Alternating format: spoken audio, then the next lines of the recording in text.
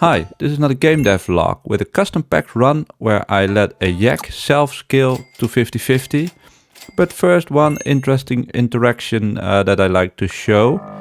I quite like it. If I see something interesting now, I just make note of it and I think it's kind of fun. So we have the sneaky egg and the panda, both start of battle self-fainters. And let's see what happens. Was that something that you could predict? Let's go into the main run. So this pack I built specifically for yak and manatee, who are both, I think, the only pets that can do self-damage in the shop. And I wanted to experiment with PETA and real velociraptor. One challenge, of course, is that both these are tier 6 items and pet respectively, and especially with health foods there's no way to get them earlier, whereas you can of course get a tier 6 by leveling up a little bit earlier. But as you will soon see, I found out another interaction that is quite interesting with these self-damage pets, as we are on a decent start. I think I did a lot of weekly runs, so when you get back to customs, it's already in the early turns quite scary to see how strong these teams are, but we are getting a very good start. We already have 2 extra healths from the duck on the yak, so we bring in a 5-6 yak, which is quite nice for turn 3, I'd say. And the Mara, still a big Mara fan. It will keep us alive, hopefully. Like it does here. And I also took Sugar Glider. Sugar Glider gives a free cupcake, and this I did not know ahead of time, but let me rewind. So I start out with a 7 health yak. I bump the temp stats to a 9-10, and now it will do the 1 self damage on the end of turn. So we are on 10-9, then 12-9, and then after this fight, let's look at the base stats again. I think this looks very nice. Good win. We have quite a strong, big frontline pet. And we are still on 7 health. So basically we now have removed the downside of the yak. And even on level 2 it does 2 self damage, and if we would get it to level 3, it still is fully prevented by the temp or the free cupcake from the Sugar Glider. So basically we have a free tier 2 self scaler. Free with a little asterisk behind it, of course. We also get a very early hawk. So our team right now consists of... This is very strong garlic. Our team consists of the classic 1 big unit, but it is self-skilled. And of course I added Lollipop to the pack, so we will be lollipopping our way to to get to an even stat. We have the 1 big self-skilled pet, and then some of these strong just bring in and add a lot of tempo pets. I still don't have a better name for them. I think RefGT touched a bit on it with his top 10 video, but it's a little bit different. So I have a list in my head, but I never came around to making it. Maybe I will later, which are just, for lack of a better name, a strong base. Bring in pets with a good ability like Hawk and Mara, which can immediately make the difference and just keep you alive if you don't need a lot of spots. So here I also bring in Manatee, which is one of the other self damagers. Of course it does 5 damage, so then I would need a level 2 Sugar Glider, which gives the stronger cupcake. It doesn't give 2 cupcakes, it gives 1 double stats cupcake. But we are scaling very nicely. Of course, now I want it in the front too. So it's not 100% self-made yak, I see now. We get the flashlight buff, but it's still growing very strong. So we are now on 25 attack with the temp stats, which do help. I think we should be quite well off here. It actually is a draw, so that's how you see that decently distributed stats can also win from, as I freeze everything I got, can also win from one big guy. Level 2 Mara. Not sure what my plan is with the Quetzalcoatl, but it would be nice to get levels on the Sugar Glider on the Yak. Well, it's not really needed, but it's always fun to get your main star of the run to level 3.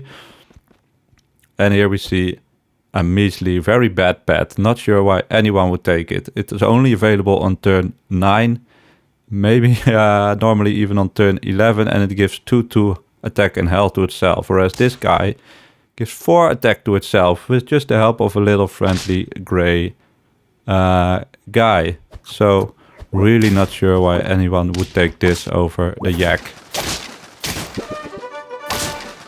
As you see, I am way stronger. Ignore this. So now with the whole shop frozen, I can do a whole lot of buy selling. I think my math is quite bad here. As we lollipop again. Oh, it's not this turn with the bad math. But I give up on the Quetzalcoatl. Of course, with this self-damage scaling, there's no way to give protective food, because it will always ruin itself. Well, I have played some manatee garlic, which is nice, but in this case it would not make a lot of sense. So the turtle is a very nice addition, and here we run into a quite early Amargasaurus. And that means, as you see, I can immediately get rid of the Sugar Glider, because this also restores the shop self damage. So it's, well, maybe it's not the biggest compliment, but Amargasaurus is like a better Sugar Glider. Is it? Well, yes. Because in battle it will be very, very strong. As long as you can keep your pet alive. And that's maybe...